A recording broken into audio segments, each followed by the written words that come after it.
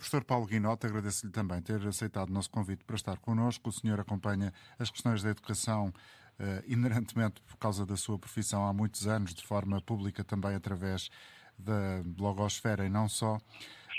Ouvimos aqui, por exemplo, uma estudante de 16 anos de Faro dizer que 50% das pessoas do Ministério foram afastadas. Eu julgo que isto não coincidirá com a realidade, mas de facto nos últimos dias há quem tenha chamado a atenção para um processo de menos humanização, digamos assim, menos braços a trabalhar dentro do Ministério da Educação.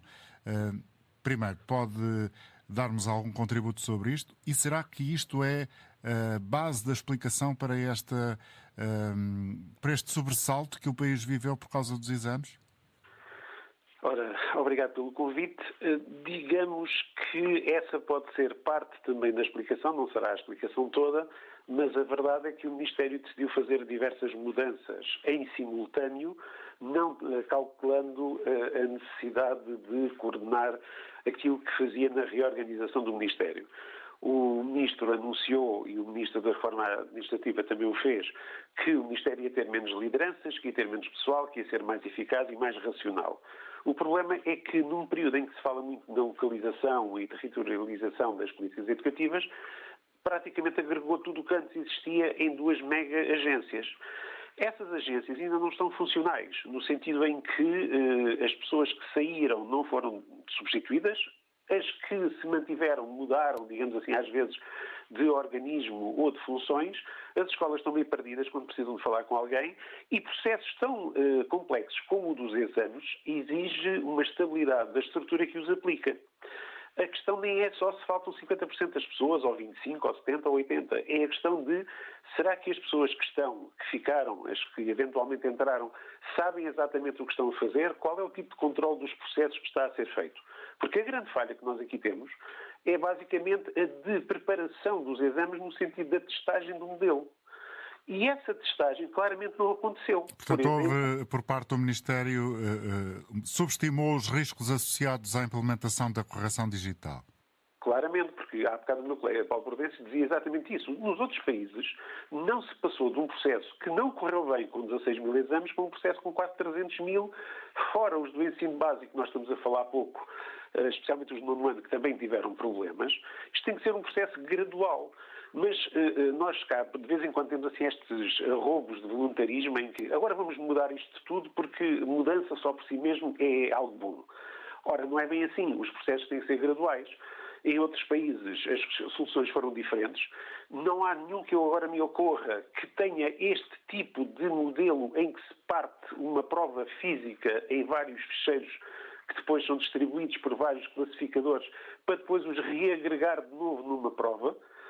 Não foi feito um cálculo do tempo que isto implicava, não foi feito um cálculo dos professores que seriam necessários para a classificação e depois foi tudo feito em última instância, perante as evidências das falhas, começaram-se a arranjar votos expiatórios culpados, mas a verdade é que em nenhum momento o Ministério, e parece que já voltou atrás nisso, estabeleceu um contacto com os classificadores e lhes disse a vossa tarefa é esta para decorrer durante este período de tempo.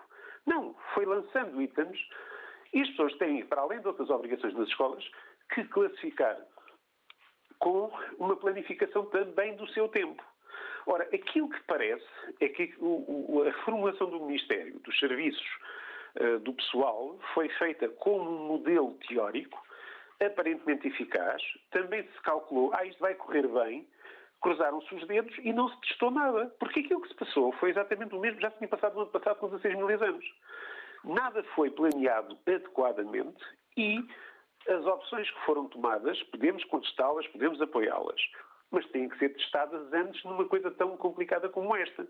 Porque no ensino básico, por exemplo, as provas moda, as antigas provas de aferição, têm corrido de uma forma diferente, mais pacífica, porque lá está, foi um processo mais gradual, não terá, entre aspas, tanta responsabilidade porque não influi no acesso à universidade, mas o processo em si conseguiu mais ou menos ser feito.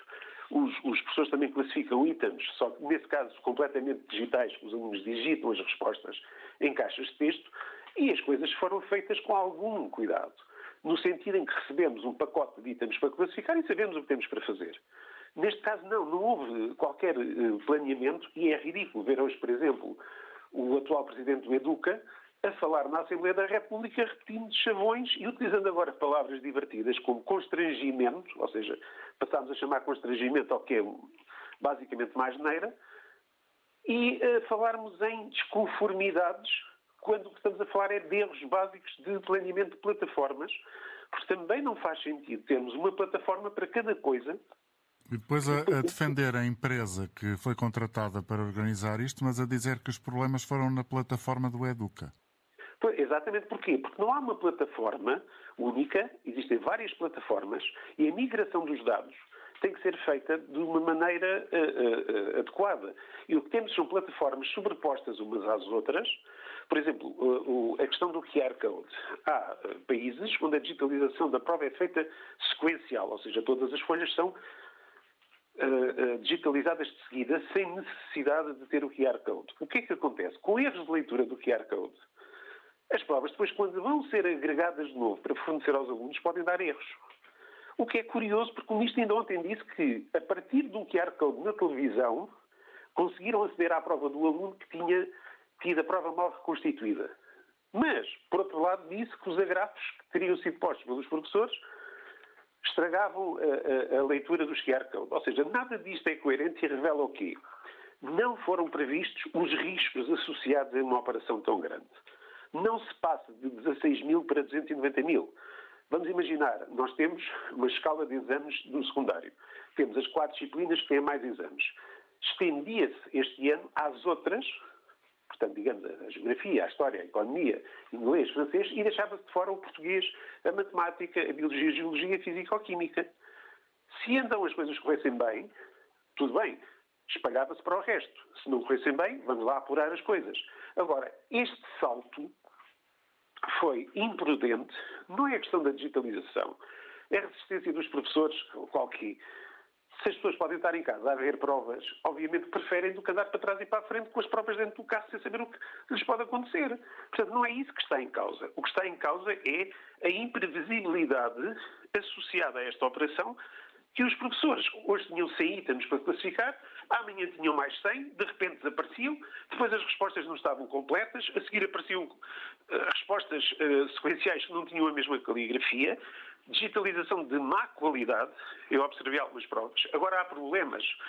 Descobriu-se que algumas tintas azuis não são lidas da mesma maneira que as outras e parece que a resposta não foi feita pelo aluno que tem 0 quando lá está assinalada a resposta.